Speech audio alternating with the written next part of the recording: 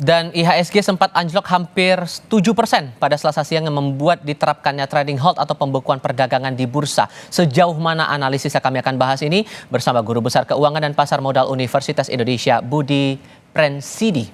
Pak Budi, selamat malam Pak.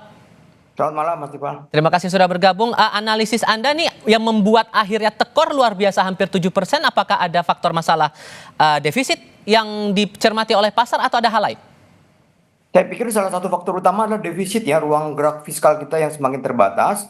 Dan karena pada saat yang sama kalau kita melihat indeks regional, bursa besar hampir semuanya hijau. Sehingga ya kali ini ya kita harus akui, ya suka atau tidak suka, bahwa faktor domestik internal yang lebih dominan atau yang lebih menjadi penyebab dari jatuhnya, ambruknya indeks harga saham gabungan kita. Oke, ditambah dengan dana asing yang keluar ini terbilang cukup besar juga begitu. Dalam catatan terakhir per hari kemarin datanya 885 miliar rupiah lebih, dan dalam satu bulan 17,49 triliun. Ini perlukah jadi dianggap sebagai red alarm atau ada hal lain sesungguhnya yang Anda baca? Iya, jadi kelihatannya ini kan trennya terus berlangsung ya dari minggu lalu dan juga beberapa waktu sebelumnya. Dan kalau kita lihat hari ini saja itu 2,5 triliun terjadi net sale. Dan year to date itu 26,9 triliun. Dan ya namanya indeks kita masih banyak investor asing dan juga masih tergantung pada investor asing. Aksi mereka keluar dari bursa ini tentunya memberikan tekanan ya buat indeks kita. Dan ini juga salah satu penyebab dari cenderung mudahnya indeks kita turun.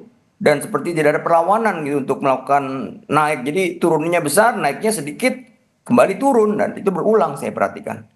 Pertanda apa ini sesungguhnya?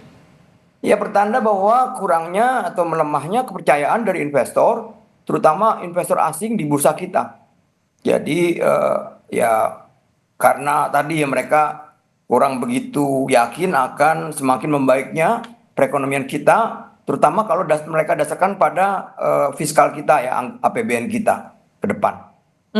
Padahal kalau kita rujuk lagi, kalau kita tarik ke belakang sedikit nih Pak Budi, sempat ada juga kan pertemuan antara Presiden Prabowo dengan sejumlah pengusaha waktu itu di istana. Bahkan ada salah satu pengusaha, saya sebut saja Boy Thohir, yang sempat bilang bahwa mereka berkontribusi untuk bisa memperbaiki IHSG yang waktu itu sempat jeblok gara-gara sentimen salah satunya adalah Danantara.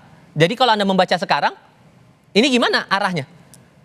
Ya, saya tidak begitu yakin bahwa komitmen ini sudah direalisasikan ya, komitmen dari para konglomerat ini. Karena kalau memang mereka merealisasikan dalam bentuk buyback dan juga menyiapkan dana untuk menjadi liquidity provider, artinya buyback ataupun membeli saham-saham mereka yang tertekan, ini ya akan, saya pikir kalaupun tidak naik, ya indeks kita akan bisa bertahan stabil. Tapi kalau sekedar baru melakukan komitmen dan belum merealisasikan menyiapkan dana untuk katakan turut menjaga dari tekanan jual asing, ini ya kita belum bisa memastikan ataupun melihat adanya perlawanan ataupun aksi positif dari pertemuan itu dan dari para konglomerat yang sudah ditemui Presiden.